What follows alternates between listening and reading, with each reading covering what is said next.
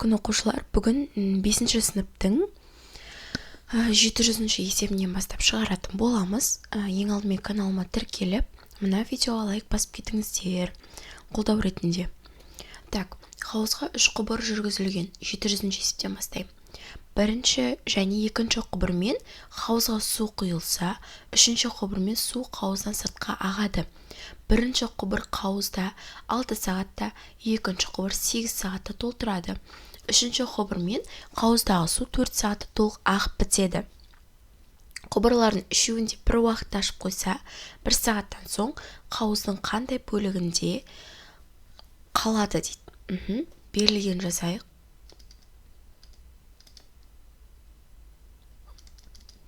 Так, бірінші құбыр 6 сағатта.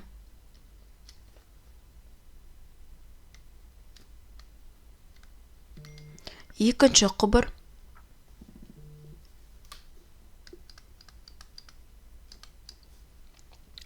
так 8 сағатта.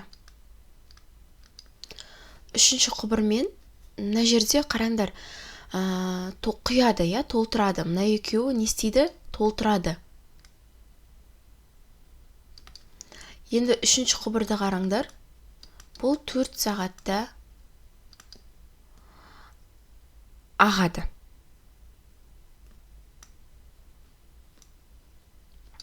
Енді бізден сұрайды, үшеуін бір уақытта ашып қойса қалай болады дейді, 1 сағаттан соң. Так, ең алдымен не істейміз? Шешуін. Так, 1/6 деп аламыз. 6-дан 1, 1/8, 8-ден 1, 1/4, 4-ден 1. Так, екеуі толтыратын болғасын, біз оны не істейміз? Қосамыз. Мынадан ағып кететін болғасын, біз не істейміз? Оны азайтамыз.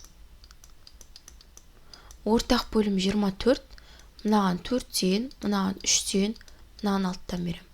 4 қосы 3 минус 6, 1. Бөлімінде 24. Так, 1 сағаттан соң су хауыздың қандай бөлігінде қалады? Қандай бөлігінде қалады? 24-тен 1 бөлігінде қалады.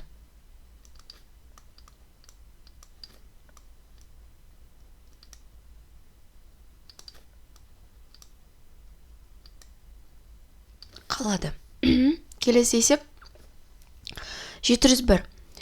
Цирк құрылысын құрылысшылардың бірінші бригадасы 15 айда бітіретін болса, екінші бригадасы оның 3/2-сіне тең уақытта бітіреді. Құрылысшылардың 2 бригадасы бірлесіп жұмыс істесе, цирк құрылысы неше айда бітеді дейді. Так, 701 есеп.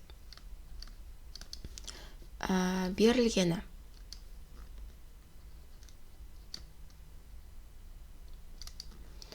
Так, бірінші бригада 15 ай. Екінші бригада белгісіз, Так, белгісіз қойын. Белгісіз. Бірақ мынаған қарағанда не дейді? 3/2-сіне тең уақытта. Енді бірлесіп қанша уақытта бітіреді? Кеттік шешуі. Ең алдымен қараңдар, мына 15 ай болса, соны 3/2-сі нешеге тең болады? Мына екеу қысқарады, 5 болады. 5-те 2 өтем 10. Демек, мына екінші бригада 10 айда бітіретін болып тұр. Бірінші бригада 15 айда бітіреді. Енді қайтадан жаңағындай жасаймыз. 1/15 бұл бірінші бригаданікі. 1/10 бұл екінші бригаданікі. Енді екеуі қосылады, Ортақ бөлім бізде 30-ға тең. Мынаған 3, мынаған 2-ден берем, 5 болады. Енді қайтадан естеймін? 1/5, 30-дан 5. Бұл деген 30/5 деген сөз. Демек 6. Жауабы 6 айда бітіреді. Екеуі бірлесіп. Кеттік келесі 702 мына есеп. Қараймыз. Құрылысшылардың үш бригадасы құрылыстар бірде 2 үйді салулары керек. Осындай бір үйді құрылысшылардың бірінші бригадасы 9 аптада салады. Бірінші бригада 9 аптада. Екінші бригадасы оның 1,3-1 есе артық уақытта. Екінші бригада белгісіз, бірақ мынаған қарағанда 1,3-1 есе артық. Енді үшінші бригада 2 есе артық уақытта салады. Бұл да не? Белгісіз. Так, үш бригадасы бірлесіп 2 үйді қанша уақытта салады? Так, ең алдымен есе артықты тауып аламыз, иә? Есе артықты тауып алайық. Қазір мен жерін цветін өзгертейін. Так, есе артықты қалай табамыз? Бірінші шешуі 9-ды көбейтсем 1,3-1-ге. 9 көбейту, мұнаны бұрыс бөлшекке айналдырайын. 9 пен 3 қысқарады, 3 болады, 12 болады. Демек, екінші бригада 12 аптада бітіреді. Так, енді 2 есе артық дегенді тауып алайық. 9-ды көбейтсем 2-ге 18. Демек, мына үшінші бригада 18 аптада бітіреді. Барлығын таптық па? Бірінші бригада 9 аптада, екінші бригада 12 аптада, үшінші бригада 18 аптада. Енді барлығын қосамын. Жаңағындай жасаймыз ғой. Қараңдар, 1/9, 9-дан 1, 1/12, бұл 12-ден 1, 1/18, 18-ден 1. Енді осыны қосам. Так, 9-дан 1 қосам, 12-ден 1 қосам, 18-ден 1. Ортақ бөлім бізде неше болады? 36 болады. Мынаған 4-тен, мынаған 3-тен, мынаған 2-ден берем. Сонда 9 болады. Енді бұл дегеніміз 2 қысқарса 4-тен 1 болады. Енді 2 үй ғой мына жерде, 2 үй. Сол үшін 2-ні бөлемін 4-тен 1-ге. 2 көбейту 4 пен 1-дің орындары ауысады, жауабы 8. Сонда бұлар 2 үйді 8 аптада бітіреді екен. Жауабы осы. Жауабы 2 үйді 8 аптада не істейді? Салады.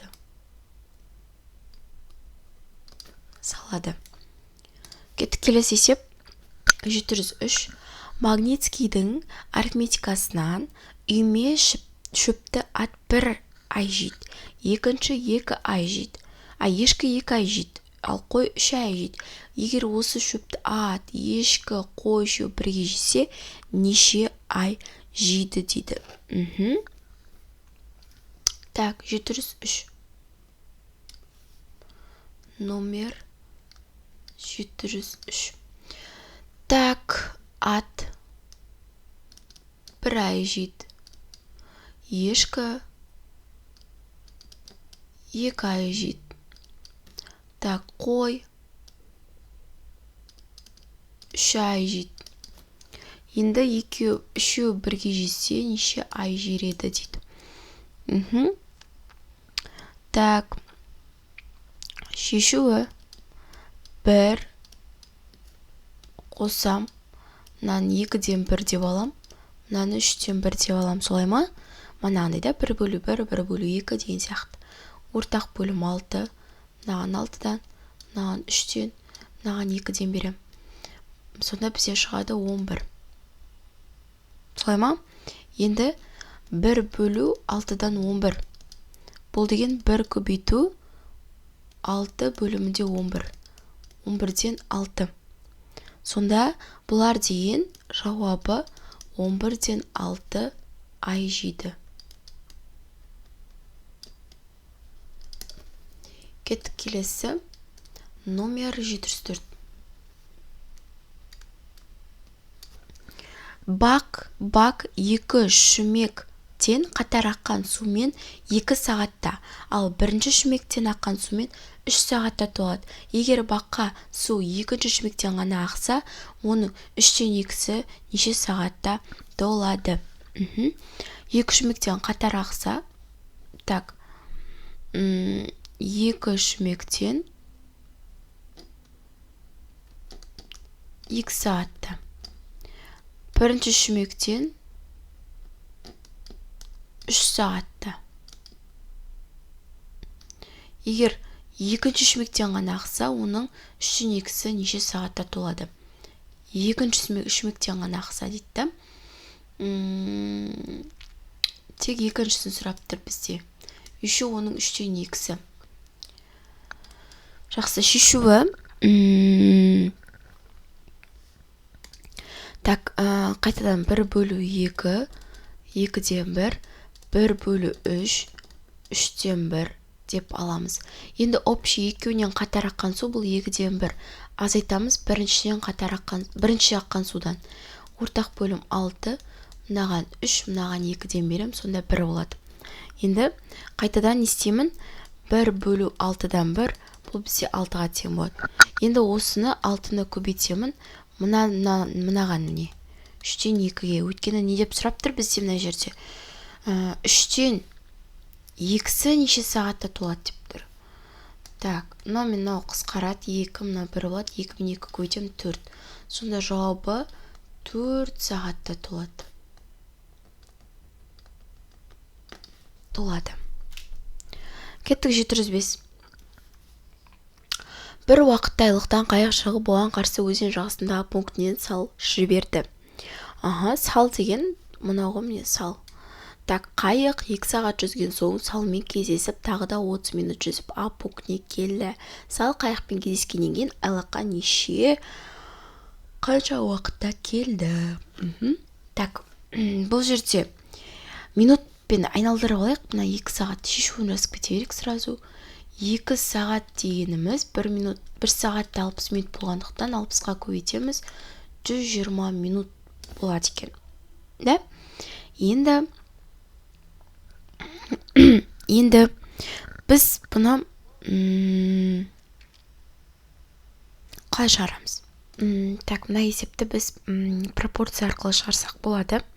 Қараңдар, бұл жерде 30-ды біз жаңағы мына 120-ға бөлу арқылы, және жаңағы мына 120 минут бар ғой, 2 сағат жүзге су салмен кездесетін. Соны біз айлаққа қанша уақытта барады, соған x деп аламыз. Айлаққа баратын уақытқа x деп аламыз. Енді қараңдар. Дұрыс қой. Так, енді мына x-ті табу үшін біз 120-ны 120-ға көбейтеміз. Так, сосын 2 сағат жүзген соң туда және обратно жүзгендей болады ғой. Соны 30-ға бөлеміз. Так, 120 көбейту 20 и бөлемін 30-ға. Мынау қысқарады. 4 болады и 480. 480 минут деген бұл неше сағат болады?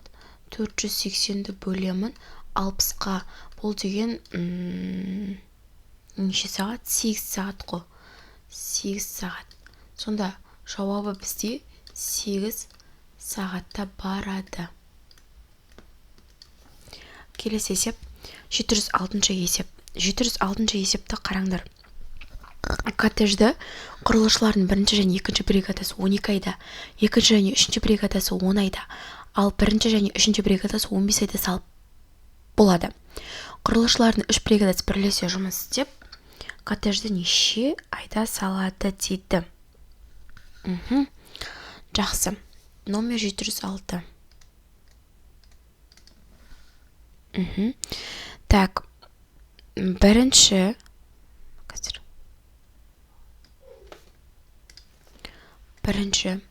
және екінші бригада 12 ай. Екінші және үшінші бригада 10 ай. Бірінші және үшінші бригада 15 ай. Құрылысшылардың 3 бригадасы бірлесіп қанша ай? Демек бірінші және екінші және үшіншісі біргенде отырған бұл жерде. Жақсы, шешуі. Так, 1 бөлу 12 деп аламыз. 12-ден 1. Потом 1 бөлу 10 деп аламыз. 10-нан 1. И 1 бөлу 15 деп аламыз. 15-ден 1 болады. Так, енді барлығын қосамыз. 12-ден 1, қоссам 10-нан 1, қоссам 15-ден 1. Бұл жерде ортақ бөлім неше деп ойлайсыңдар? 60, 60. Мынаған 5-тен, мынаған 6-дан, мынаған 4-тен. Сонда алымы неше болады? 15 болады. 15. Енді қараңдар, осыдан шыққанда, енді мына жерде 1 неше рет қайталанып тұр? 1 2 рет қайталанып тұр. 2 2 рет қайталанып тұр. 3 2 рет қайталанып тұр. Енді осы 60-тан 15-ті не істейміз? 2-ге бөлеміз. Сонда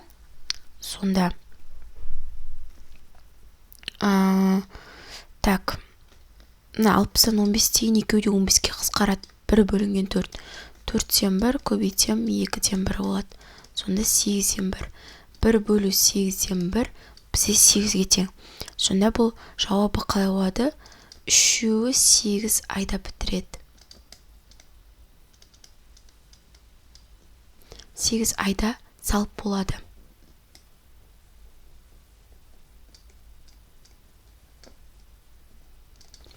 Кеттік номер 707. Үйге ыстық отынды Олжас пен Мағжан 10 күнде, Мағжан мен Жандос 15 күнде, Олжас пен Жандос 18 күнде аяқтайды. Үйге ыстық отынды Олжас неше күнде, Мағжан неше күнде, Жандос неше күнде дайындайды. Так, мынаны біз жаңа бетке жасайық. Так, жаңағы есеп қой 707 астына жазайық. Номер 707. 707-те былай дейді. Так, Олжас пен Мағжан 10 күнде. Олжас и плюс Мағжан 10 күнде. Мағжан мен Жандос 15 күнде. Олжас пен Жандос 18 күнде бітіреді. Енді бізге каждыны табуымыз керек. Шешуі. Каждыны тапқан кезде былай жасаймыз.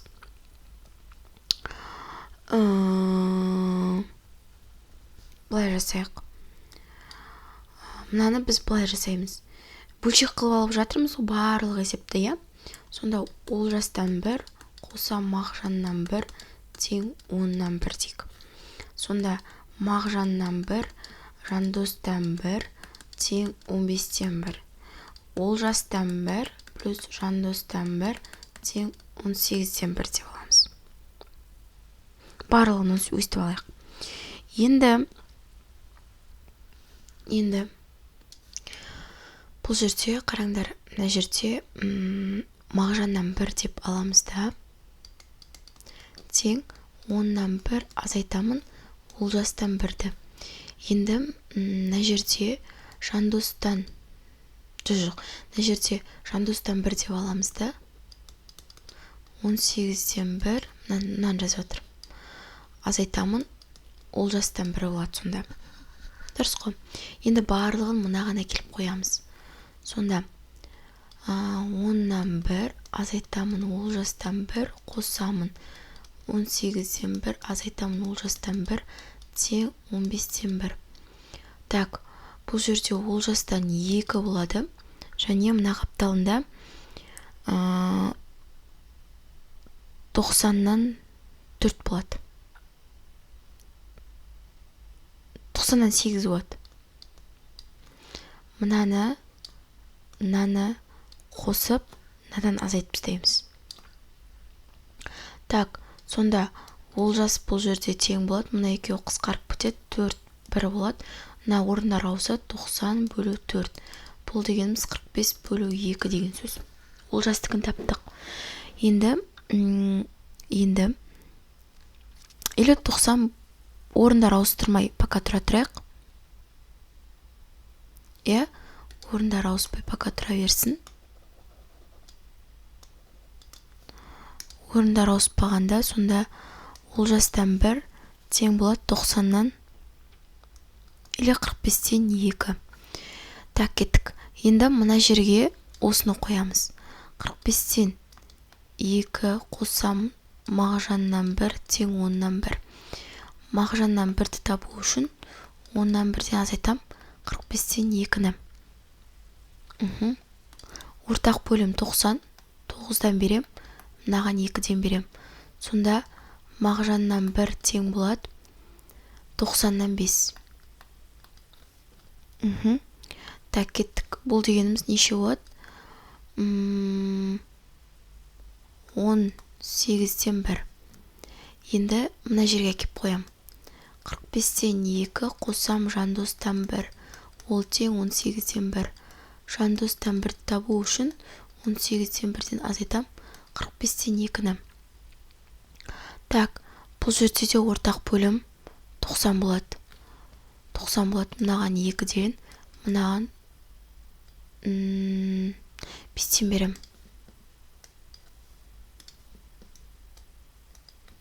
Сонда жандостан 1 тең 90-нан 1 болады.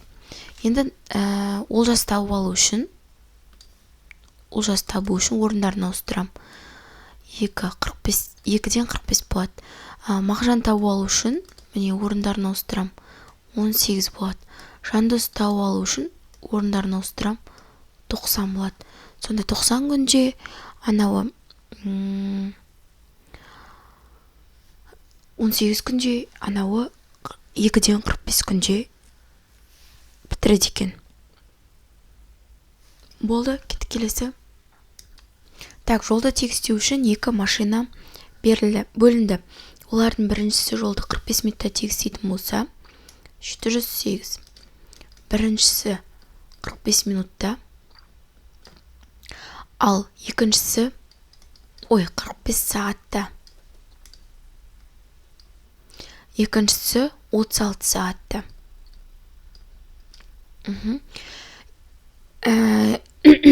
Олар бірлесіп 15 сағатта тегістеген соң қалған жолды екінші машина тегістеді. Екінші машина неше сағатта тегістеді? Сұрақ белгісі сол, короче. Енді бұл жерде қараңдар, шешуі қараңдар. 45-тен 1 қосам, 36-тан 1 бізденше от қазір. Ортақ бөлім 180 болады. Так, мынаған 4-тен берем. Мынаған 5-тен берем. Так, қосқан кезде 9 болады. Енді бұл деген сөз қысқартсақ 20-дан 1 болады. Екеуі де 9-ға бөлінеді. Енді қайтадан мына 1 бөлу 20-дан 1 деп аламыз. Бұл 20-ға тең болады. Енді 20-дан жаңағы екеуінің тегістеген 15 сағатын алып тастаймын. Сонда қалған жолды 5 сағатта екінші машине тегістейді. Жауабы екінші машине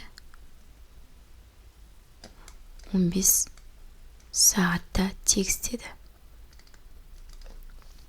Келесі номер 709. 709-да айтады.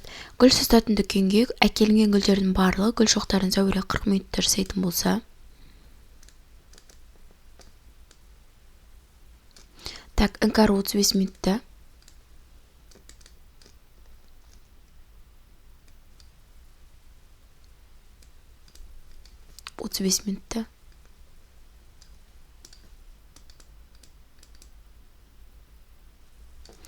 Так, олар бірлесіп 14 минутта жасады да. Гүлдерін, қалған гүл шоқтарын қалғанын кім жасады дейді? Зәуре. Қыздар барлық гүл шоқтарын қанша уақытта жасады? Гүл шоқтарын барлық қанша уақытта жасады? Так,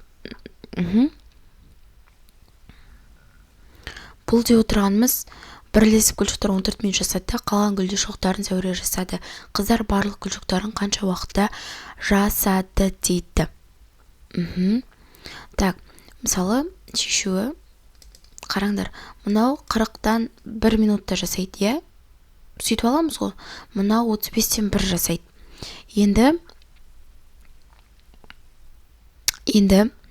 мынандай нәрсе айтқым келіп отыр. 40-тан 1-ді Зәуре жасайды, иә? Сонда олар бірлесіп, сонда 40-тың бізде 14 минуты бірлесіп жасауға кетеді. Потом қосады, мынадан қараңдар, 35 минут жасайды ғой кім іңкәр. Соның 14 минуты бірлесіп отырып жасауға кетеді. Так, бұл жерде ортақ бөлім бізде 280 болады. Иә? Мынаған 7-ден берсек, мынаған береміз 8-ден. Сонда бізде жауабы, так, алымы 210 болады. Екеу қысқарғанда 4-тен 3 болады. Көрдіңдер ма? Мысалы, ар жағында 4-тен 3 бөлігін бірлесіп жасаса, демек 4-тен азайтамын 4-тен 3-ті, 4-тен 1 бөлігін, бүтін нәрсені біз 1 деп алатын едік қой, естеріңде ма? 1 деген сөз, ол 4-тен 4 деген сөз. 4-ті 4-ке бөлсек 1 шығады. Сонда ар жағында 4-тен 1 бөлігі Зәуренің өзінің жасайтын жұмысы қалады. Енді Зәуренің өзінің жасаған жұмысы 40 минут жасайтын, общий 40 минут жасаған болса, иә? 40 минут жасаған болса, 40-ты не істеймін? 4-тен 1-ге көбейтемін, 10 минут болады. Сонда бастапқы мына бірлесіп жасаған 14 минутқа, Зәурені жасаған 10 минутын қоссақ, общий 24 минут шығады екен. Жауабы, қыздар барлығы 24 минут гүлшоқтарын жасайды.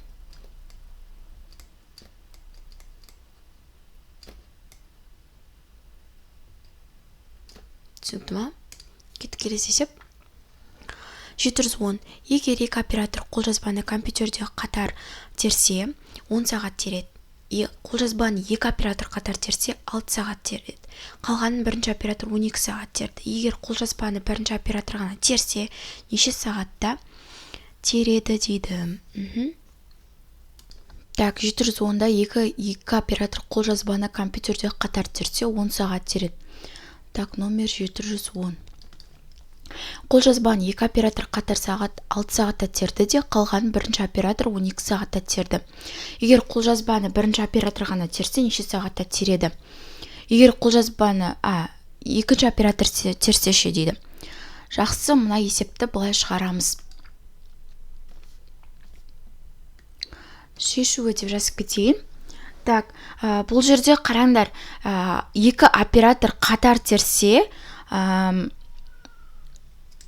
10 сағатта 10 сағат, екі оператор қатар 6 сағат терді дейді.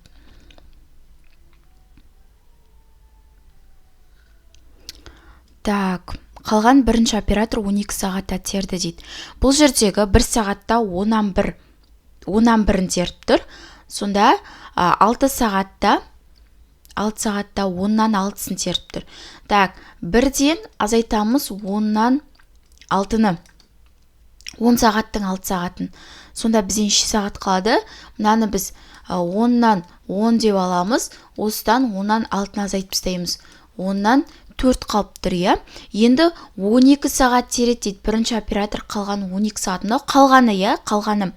Қалғанының 12 сағат терсе, онда былай жасаймыз. 10-нан 4-ті бөлеміз 12-ге. 10-нан 4 көбейтем 12-ден 1. Мынау қысқарат 3-тен 1, сонда бізде 30-дан 1 шығып тұр. Солай ма? Енді біз 30-дан 1-ді 1 бөлі 30-дан 1 десек, 30 сағатта бұл бірінші операторын тергені. Енді общий 10 сағатта терсе, 10-нан 1-ден азайтамын, 30-дан 1-на бірінші операторын тергені. Ортақ бөлім 30, 30-дан 2 шығады. Мынаған 3-тен берем, мынаған 1-тен берем. 30-тан 2. Енді бұны қысқартатын болсақ, 15-тен 1. Енді 1 бөлі 15-тен 1 деп алатын болсақ, бізде шығады 15-тің өзі шығады мына жерде. 15-тің өзі шығады. Сонда бұл екінші оператордың тергені. Екінші оператордың тергені. Сонда бірінші оператордың тергені 30 сағат, екінші оператордың тергені 15 сағат болып тұр. Бұл 710-шы есеп. Енді номер 711-шы есепті қарастырайық. Тапсырманы шебер 45 минутта, ал оның үйренушісі 1 сағат 30 минутта орындайды. Алғашқыда шебер 15 минут жұмыс істеді, сонан соң тапсырманың қалған шебер үйренушісімен бірге орындады дейді. Енді бізге айтады, тапсырма неше минутта орындалды дейді. Так, мына жерде біз барлығын бөлшек түрінде аламыз. Шешуі деп жазып кетейін. 45-тен 1 деп алайық. Және осыны біз 15 минутқа көбейтеміз. Сонда бізде шығады мынау мен мынау қысқарады 3-тен 1, жауабы 3-тен 1. Бұл деп отырғанымыз 15 минуттағы терген мастердің жұмысы. Енді біз барлық жұмысты 1 деп аламыз, осыдан 3-тен 1 азайтып тастаймыз. Так, мынаны мен аламын, 3-тен 3 деп алам. Осыдан 3-тен 1 азайтып тастасам, менде шығады 3-тен 2. Бұл деп отырғанымыз жаңағы екеуінің бірге орындайтын уақыты шығады. Енді 45-тен 1, жаңа мынаны 45-тен 1 деп алам ғой. 45-тен 1 қосамын, нешеден 1? Екіншісі. Бұл 1 сағат 30 минут дегеніміз 90 минут деген сөз ғой. 1 сағатта 60 минут бар, 60-қа 30 қоссақ 90 минут деген сөз. 90-нан 1. Сонда бізде ортақ бөлім 90, мынаған 2-ден, мынаған 1-ден берем, сонда 3 болады. Ал қысқартсақ, екеуі де 3-ке бөлінеді, 30-дан 1 шығады. Бұл деп отырғанымыз 1 минутта орындалатын уақыты. Енді манағы 3-тен 2 шықты ғой, осыны 30-дан 1-ге бөлемін. 3-тен 2-ні бөлемін, 30-дан 1-ге. Так, 3-тен 2, 30. Мынау мен қысқарады 10 болады. Сонда бізде 20 минут шығады. Сонда бірлесіп, так, 20 минут шығады. Тұр. 20 минут шығады, дұрыс қой. Енді жаңағы алғашқыда шебер 15 минутта жасады ғой. Ал қалғанын бұлар 20 минутта жасады. Сонда 15 минутқа қосамын 20 минутты, 35 минут шығады екен. 35 минут Б варианты шығып тұр. Сонда 35 минутта шығарады екен. Так, шықты. Келесі 712 тапсырма. А пунктінен велосипедші, бірінші велосипедші Б пунктіне сол уақытта екінші велосипедші бір-біріне қарсы жүрсе, олар 18 минутта кездеседі. Бірінші велосипедші А пунктінен шығып Б пунктіне 2-ден 1 сағатта келеді. Екінші велосипедші Б пунктінен шығып А пунктіне неше минутта келеді дейді. Так, 2-ден 1 сағат дегеніміз 2-ден 1. Так, мынау нешінші есеп? 712 есеп. 712 есеп. 2-ден 1 де отырғанымыз бұл 1 сағаттың жартысы. Я, сонда 30 минут деген сөз ғой. 30 минут. Сағатта кездеседі. На 18 минут. Енді қараңдар, 30 минутта кездесті. Сонда қалған уақыт қанша бұл? Қалған уақыт 12 минут. Сонда 30 минуттан 18 минутта азайтып тастаймын. Сонда 12 минут бұл қалған уақыт болып есептеледі. Енді екіншісінің, жалпы біріншісінен қанша минут артық екендігін табуымыз керек, я? Екіншісі біріншісінен қанша минут артық екен тауып алу үшін. Қараңдар, жаңа 18 минут деп тұр ғой. Соны біз не істейміз? 12-ге бөлеміз. 18-ді біз 12-ге бөлеміз. 18-ді бөлеміз 12-ге. 18 бөлу 12. Екеуден нешеге қысқарады? 3-ке қысқарама? Жоқ, екеу 6-ға қысқарады. Сонда 2-ден 3 шығады. 2-ден 3 шығады екен. Так, енді бізден сұрап тұр. Енді қараңдар, жаңағы 30 минутты енді мына шыққан неге көбейтемін. Сонда мынау бізде 15 болады, 15 3-ке өтсем бізде 45 минут шығады екен. Енді 45-те отырғанымыз бұл 1 сағаттың неше бөлігіне тең? Сонда 60-тан 1 сағатымыз 60 минут болса 60-тың 45-іне тең. Енді ол тағы қысқарады ғой, солай емес па? Екеуде 15-ке бөлінеді. Мынау 4, мынау 3 болады. Сонда бізде жауап нешеге тең болып тұр? 4-ден 3 бөлігі. Яғни бізде 45 минутқа тең болып тұр. 45 минутқа. 45 минут шықты, 45 минутқа тең болып тұр. Келесі, ертег есептейді. Так, бір бөшке суды егер ол бір өзі ішсе 14 күн ішеді, егер әйелі мен екеуі ішсе 10 күн ішеді. Осы бөшке суды егер әйелі ғана ішсе, неше минутта ішеді дейді. Так, 713 есеп. 713 есепте 14-тен бірін кім ішеді дейді? Тек қана күйеу ішеді, иә? Бір өзі деп тұр. Ал 10-нан бірді ол бірге ішеді. Бірге деп жазып қойын. Енді 10-нан бірден азайтамын 14-тен бірді. Сонда ортақ бөлім бізде неше болады мына жерде? 70 па? 70 қой мынаған 7-ден берем, мынаған 5-тен берем. Сонда 2. Бұл де отырамыз 1 бөлінген 35. Енді бірді қайтадан 35-тен бірге бөлсем, бірді бөлсем 35-тен бірге 35-тің өзі шығады. Сонда бұл неше күнде ішеді? 35 күнде ішеді екен. 35 күнде. 714 есеп. 2 айлақ арасын катер ағыспен жүрсе 6 сағат жүреді, ал сал 24 сағат жүреді. Катер осындай қашықтықты көлде неше сағатта жүреді? Так, 6 сағатта жүзеді дейді. 6 сағатта, мен сразу шешім жазып кетейінші. 6 сағатта жүзсе, біз бұны былай жазамыз. Қазір 6-тан x деп аламыз. Және мына сал 24 сағатта жүреді. Онда 24-тен x деп аламыз. Сонда ортақ бөлім мынаған 3 емес, 4-тен берем ғой. 24-тен 3x бола ма? 24-тен 3x болады. Енді 3 пен 24 қысқарады, 8-ден x болады. Енді біз қайттан x-ті, жаңа бірді біз 8-ден бірге бөлген сияқты қылып, 8-ден x-қа бөлсек, онда x көбейту 8 бөлінген x пен x қысқарады 8. Сонда осындай қашықтықты 8 сағатта жүзеді екен. Осымен бүгінгі осы мәтінді есептерге арналған тапсырмамыздың есептерін барлығы аяқталды. Тақырыптың есептері. Енді келесі ондық бөлшектерге байланысты есептер шығаратын боламыз. Тіркеліп лайк басып кетіңіздер.